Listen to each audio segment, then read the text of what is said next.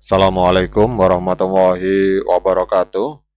Teman-teman, selamat datang kembali di Dollar Hunter. Jadi di sini kita akan update informasi mengenai perkembangan dan peristiwa terkini yang terjadi di seputar dunia cryptocurrency, teman-teman.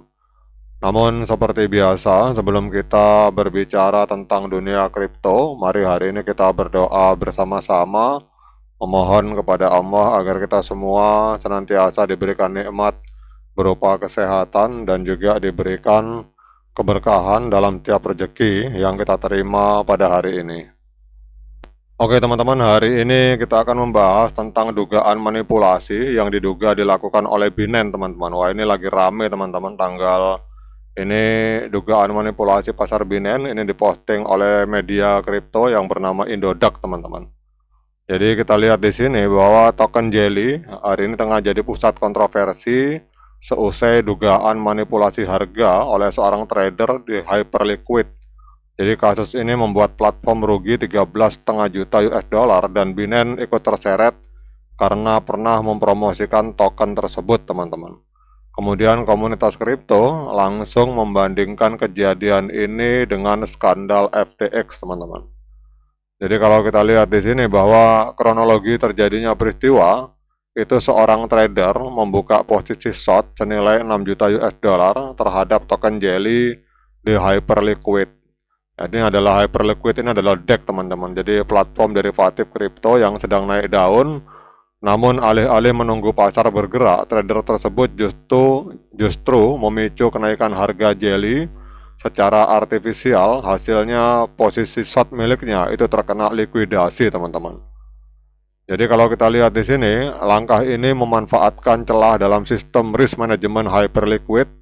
Dampaknya fatal, kerugian sebesar 13,5 juta US dollar tercatat di platform tersebut. Jadi Hyperliquid langsung mengakui kesalahan dan menanggung kerugian sembari menjanjikan perbaikan sistem, teman-teman. Jadi Binance ini disorot, teman-teman, seusai mempromosikan Jelly dan menghapus postingan. Kemudian yang luar biasanya lagi adalah bahwa tidak hanya Hyperliquid, Binance ini juga terseret dalam pusaran kontroversi. Jadi Jelly sempat dipromosikan melalui dua unggahan resmi Binance, namun keduanya kemudian dihapus tanpa penjelasan. Jadi langkah ini memicu spekulasi bahwa Binance mencoba meredam dampak negatif, teman-teman. Nah, yang luar biasanya lagi, teman-teman, ini trader yang melakukan penjebolan di Hyperliquid. Ini dalam sebuah analisis di Twitter, itu dananya, itu uangnya masuk dari dompet yang dimiliki oleh Binance, teman-teman. Jadi bisa jadi pelakunya ini adalah orang dalam dari Binance. Jadi kita tidak tahu kenapa kok Binance melakukan ini, cuma banyak yang menduga-duga bahwa mungkin Binance takut tersaingi oleh Hyperliquid, teman-teman. Jadi Hyperliquid ini adalah semacam market juga, tetapi dia DEX. Jadi mungkin kalau ini populer, maka Binance akan tenggelam. Tetapi ternyata untuk kontroversi Binance tidak berhenti sampai di situ, teman-teman.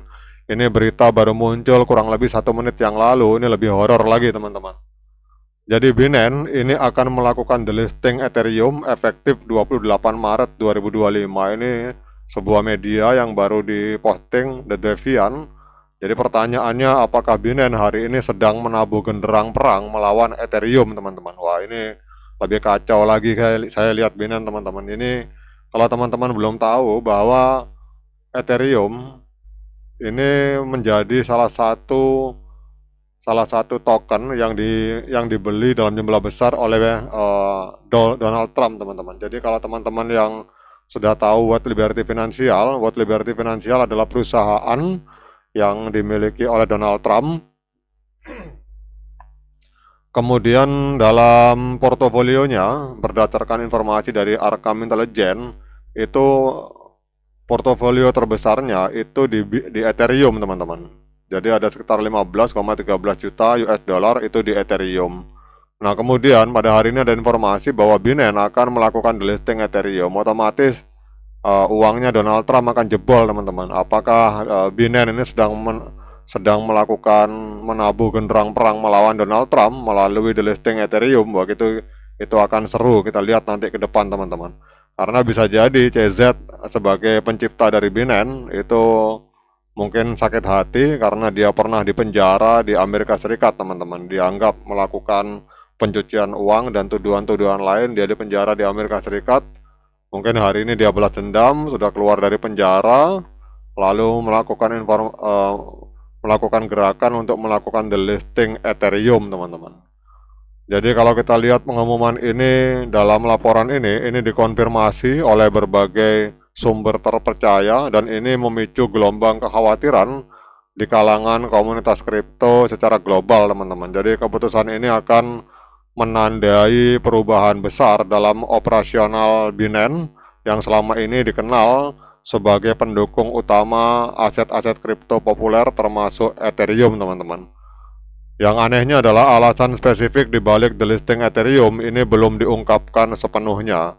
Namun langkah ini nampaknya merupakan bagian dari upaya Binance untuk menyederhanakan penawaran. Namun ada juga yang menyatakan ini sekedar strategi bisnis atau bisa juga ini adalah awal dari perang antara Binance melawan Ethereum, teman-teman. Kita tidak tahu apakah akan terjadi perang, namun sebenarnya kalau kita bicara masa lalu, Binance ini telah lama menjadi mitra dari Ethereum sebagai bursa dengan volume perdagangan tertinggi di dunia. Binance menyediakan likuiditas yang sangat dibutuhkan untuk Ethereum, teman-teman. Nah, sekarang kita akan cek di CoinMarketCap, teman-teman. Ini apakah ini adalah sebuah strategi dari CZ agar BNB itu mampu mengalahkan Ethereum, teman-teman. Kita tidak tahu. Ethereum hari ini menempati peringkat kedua. Ini koreksi 5,61%. Kemungkinan kalau nanti itu pengumuman ini kan baru kurang lebih 1 menit, teman-teman. Ini kalau sampai booming berita ini bisa jadi akan terjadi koreksi parah ini Ethereum, teman-teman. Ini pada saat video ini saya buat, itu informasi belum terlalu tersebar. Dan Binance hari ini, BNB, koin dari Binance ini menempati peringkat kelima. Bisa jadi dia akan melompat, teman-teman. Bisa jadi ke depan dia bisa juga akan delisting XRP atau delisting USDT, karena di wilayah Eropa dia sudah delisting USDT, teman-teman. Dan nanti dia akan bikin stablecoin sendiri, otomatis dia akan melompat ke posisi kedua di bawah Bitcoin, teman-teman. Wah, ini saya lihat pertempuran di dunia kripto atau dramanya ini kala-kala drama Korea, teman-teman. Nah, ini bagaimana pendapat teman-teman tentang pengumuman ini bahwa Binance akan delisting Ethereum efektif 28 Maret 2025 jam 14.30. Nah, bagaimana pendapat teman-teman, kira-kira apa dampaknya bagi kita semua sebagai trader? Dan apa dampaknya bagi dunia kripto? Silahkan komen di kolom komentar. Sekian dari saya. Assalamualaikum warahmatullahi wabarakatuh.